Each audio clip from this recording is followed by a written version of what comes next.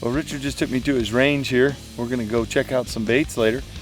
Shooting Hornady 22 250 ammo, and I'm just gonna check my gun here before we go check his other baits. All right, you want me to shoot the small gong? Is that the deal? I think you can hit it. If I can hit it, okay. Well, you know, they could have been rough on this equipment in the airport. That's why I always like checking my gear. Oh, listen to this already. Right, I'll shoot that little small gong on the left. Okay. Oh yeah, that's my bullet right in the center of that bad boy. Matter of fact, what's interesting is there's a couple other bullets, but yeah, mine seems to be more in the center. Huh, I guess the gun's on. I love it. Thanks for letting me check it. I always like to check my rifle. All right, this week we're taking you coyote hunting. The weather's changing up on us a little bit. I looked at the forecast. It doesn't look good. This week, wind. Lots and lots of wind, and it's just a tough time of year to call them right now. They're in the breeding season. It's going to be difficult. Now we're going to take you hunting here in Alberta, and hopefully we're going to have a lot of luck like we have in the past. Hope so. Keep that wind away. We'll get onto them for sure.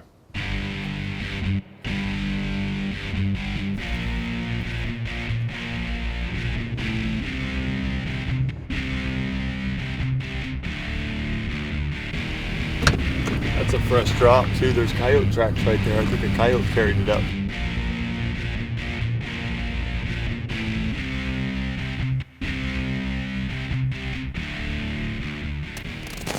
All right, Richard, where are we going? We're gonna head out. I got a clearing up over here. Follow the trail around, set up at the clearing, and then we'll do the distress call. Let's do it. All right. Start out with a puppy in distress, you think?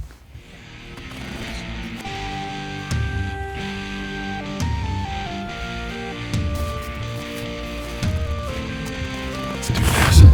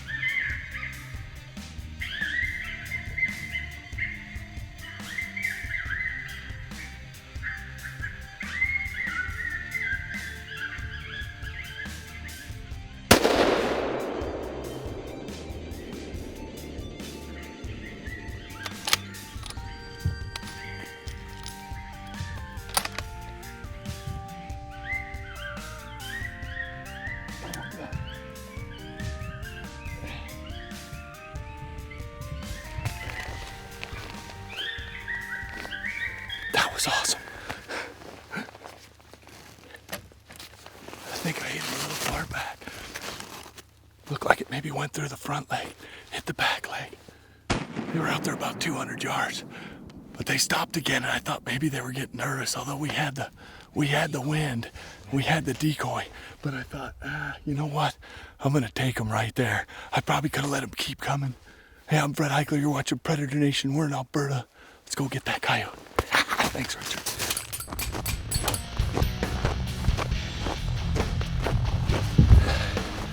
He's so anxious. I had to go grab the call. He took off like a flash, heading to pick up these Yodi, trying to catch up.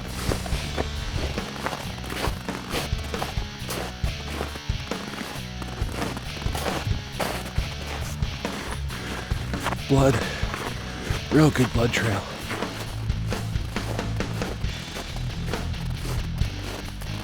This was awesome. Our very first coyote of the week here in Canada. You know, we called it a double. And this is where switching up those calls is huge. Made all the difference in the world. This time of year, you're like, no, try this. the puppy in distress. You and I have been bantering the whole week. I've been saying snowshoe hare. You've been saying puppy in distress, and they both work very well. Yep. But this time of year, that puppy in distress does work a little bit better. Well, they all work. But like Richard said, what was neat is being able to switch it up. We played the snowshoe for probably 10, 15 minutes. Nothing. I said, let's switch it up. Let's try the puppy in distress. We turned on the puppy in distress, and it wasn't very long. No, two of them come right around the corner. These two coyotes come running in, and it's so funny. I get too excited sometimes, especially when I have a lot of time. When they're kind of coming in, and then they stop, and then they're coming in, and they stop. And it was about a 200-yard shot. The one was straight on. The other one was quartered to me just a little bit. I wish you'd give me an easy shot, Richard, but I decided I'm going to take the one that's quartered to me just a little bit. You can see I hit it hard. Oh, yes. I mean, it spun, and you could see blood and hair, and then it took off, and I had thrown another round in, but I was just getting on it, and it went around the corner. I took off. You were gone. I had to go get the call, get everything gathered up, and I look, you're all the way down the trail.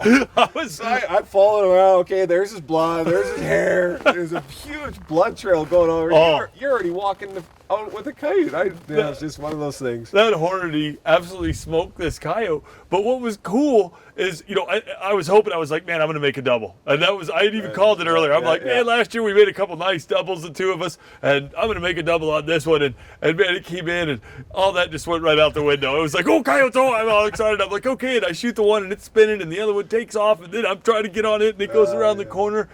But you could see I was shooting that 50 grain super performance, and that Hornady did a number on it. I'm blown away by that, truly.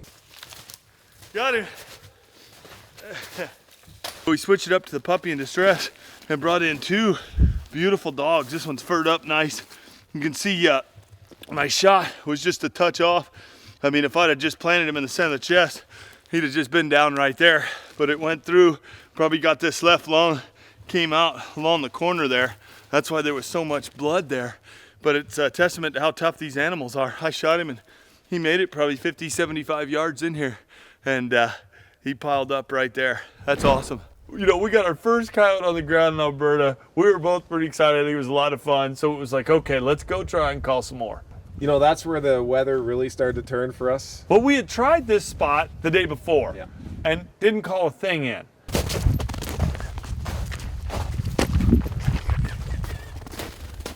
you see that? Were you videoing? Stop videoing me when I'm falling. So now, our first setup, we called it a pair. And you even said, man, it's getting a little windy. Let's go back to that other spot and try it again. Yeah, and we did the same setup, basically. Puppy in distress, and actually, we had three coyotes come in. The one you couldn't see, and that other one, he comes straight out of the field. And we were sitting... How far did he come? Well, basically the whole length. Over half a mile. Yeah, absolutely. And we're sitting on ice. I was bugging you because you slipped, but I'm starting to slip on the ice with the tripod, and I know you'd be like, stay on him, stay on him. And my bipod's sliding on the ice, too. It was a little bit of a challenge there. It was a challenge. There's no doubt about it. You'd think it would be the easiest thing in the world, but the coyote even fell a couple times. You could see him trip. I mean, he didn't full out fall, but you could see him lose his footing a couple times coming in. But what was neat for me is when you get him, that's when you can see you've duped him 100%. When a coyote comes over half a mile and comes in all the way, and I mean, that's exactly what this coyote did. And he got kind of close and started to get nervous. He realized he should be seeing something. And I said, Richard, stop him, stop him.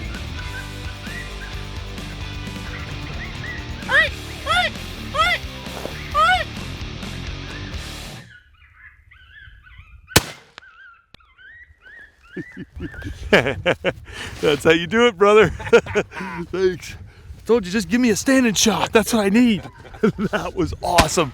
We're here in Alberta. We're calling coyotes. We're having a blast. That's 2 coyotes and 2 stands. You gotta love it. Let's go look at it. Once it was coming in, it looked like it hit a bad spot, kind of tripped a little bit. Busting him right through the shoulders.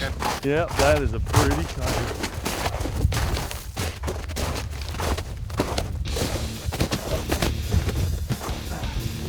Look at that beautiful furred up dog. That is absolutely one pretty coyote right there. So our first 2 setups, we had 2 coyotes on the ground. I mean, it was absolutely awesome. Then the wind started to pick up. Yeah, then we started having some troubles. And you know, even in a great area, a lot of times I tell guys, hey, it's 1 out of 3, you know what I mean, I'll average. But some of the things, the variables that come into play there are weather.